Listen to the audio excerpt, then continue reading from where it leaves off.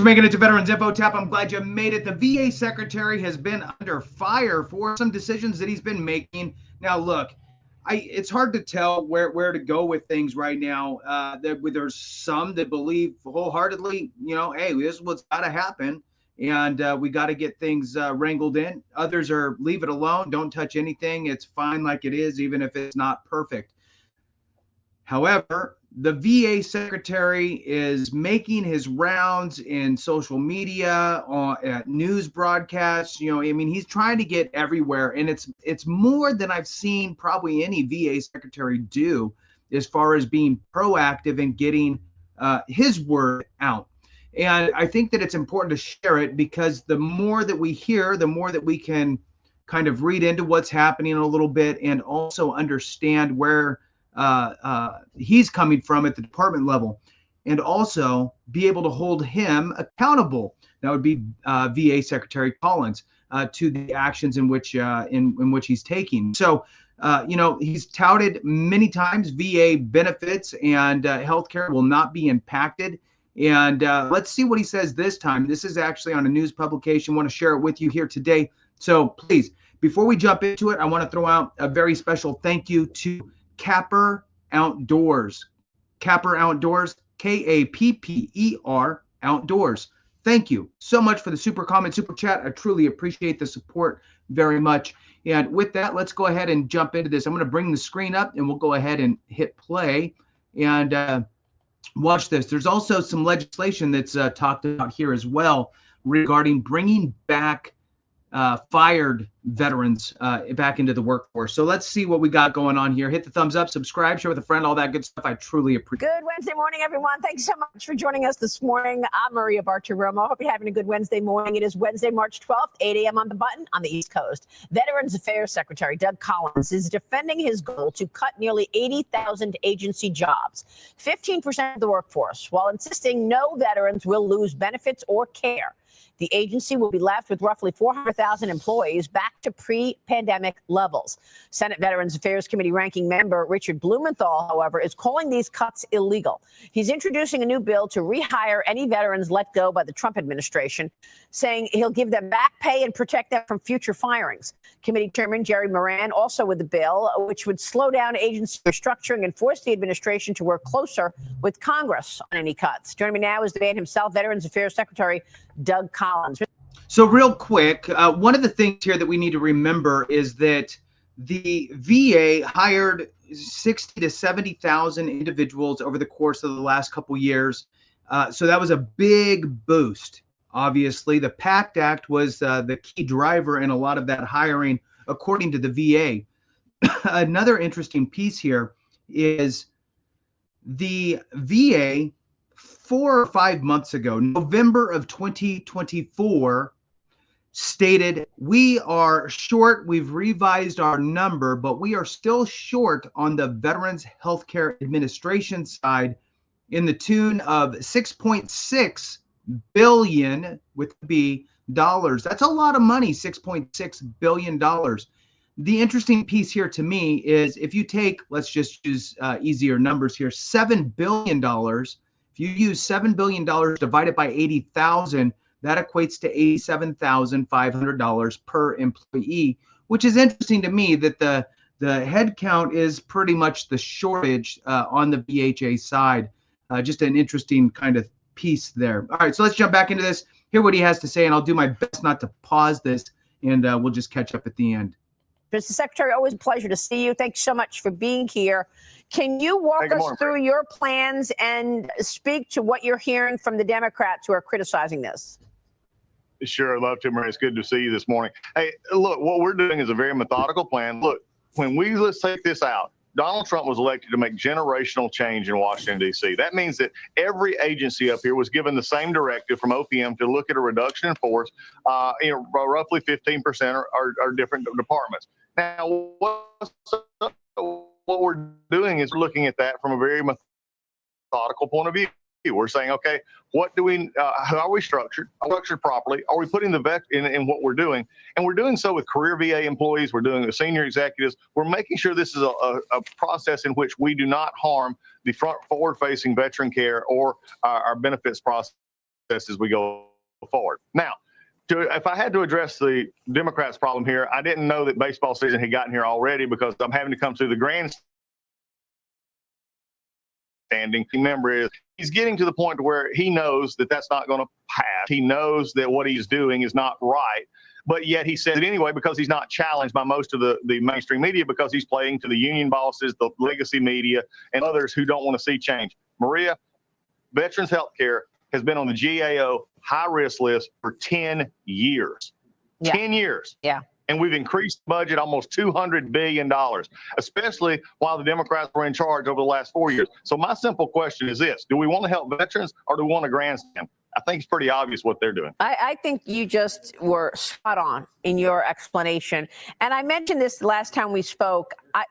My father, may he rest in peace, was so loyal to the Veterans Association. The VA was what my father loved. And when he needed health care, when he was sick, I would say, I want to take you to the best doctors in New York City and take you into Manhattan. No, I'm going to the VA. I want to go to the VA. And I'll be honest with you, Secretary, I never really felt like the care there was as good for my father as I could have gotten him somewhere else. But he refused to go anywhere else. What's the problem? How can you raise the level of care, protect care for veterans, but also take it to the next level?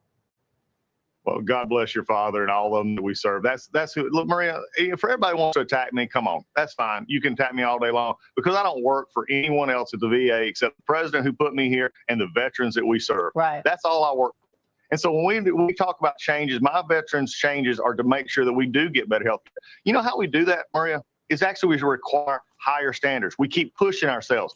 Make sure that the administration of how we do our business is free from bureaucracy and things that keep us from actually having health care that we want to have. Now, all of our folks, we got some great veteran employees, VA employees all over this country doing great work every day. I want to make it better. I want to give them the tools, informational tools, computer tools to make sure that we're simply doing what we can to make the VA experience better. That means that we're going to attract more doctors. That means we're going to attract more nurses. That means we're going to attract more LPNs, custodians, people who work in our hospitals and our CBOCs.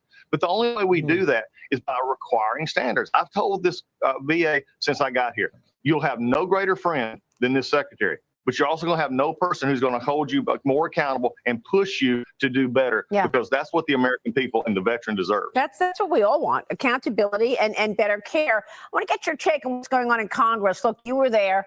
You know what they're going through and trying to come to an agreement, right? When you were the congressman from Georgia. I mean, the House passed a spending bill to keep the government funded through September. It now heads to the Senate, where it must pass and get to Trump's desk before the end of the day on Friday, or to avoid the government shutdown. President Trump called the passage a big win for Republicans and for America. And this bill provides $6 billion for veterans' health care. Mr. Secretary, is that the right number? How will you make sure that new funding is properly spent? And where does that money go now, once it is, in fact, official?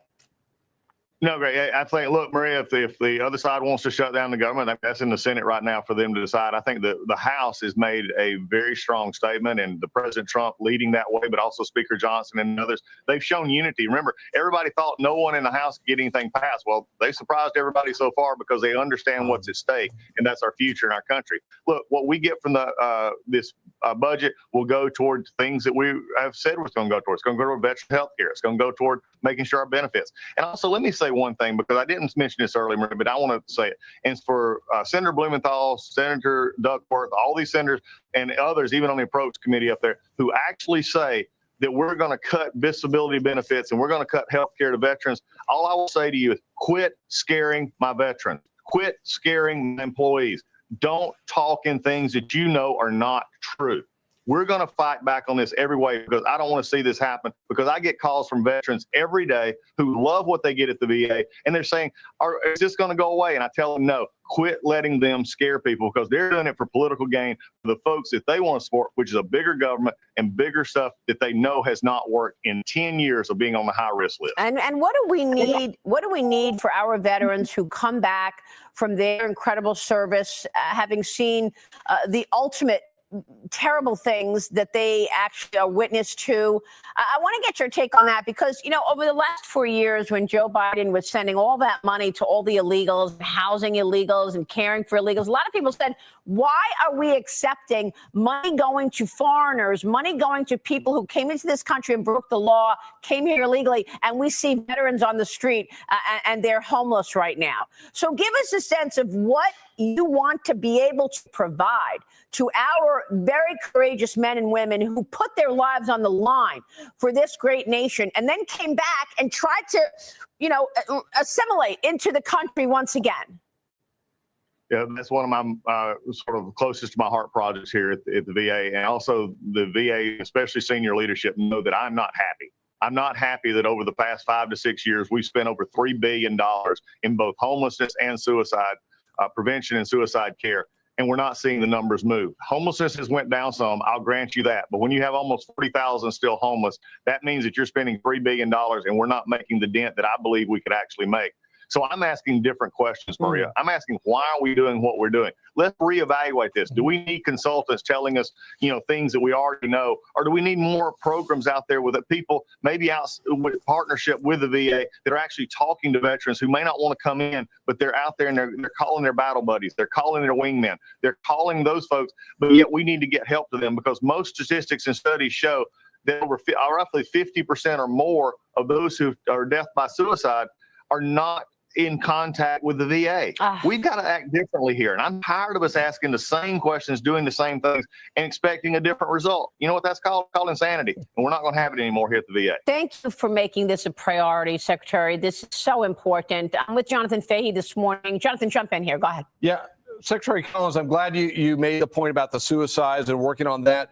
Are there, from going out in the field, talking to the veterans, what are you hearing from them that they want from the VA that they haven't been getting during the Biden administration? They want it to work, in a sense it works for them.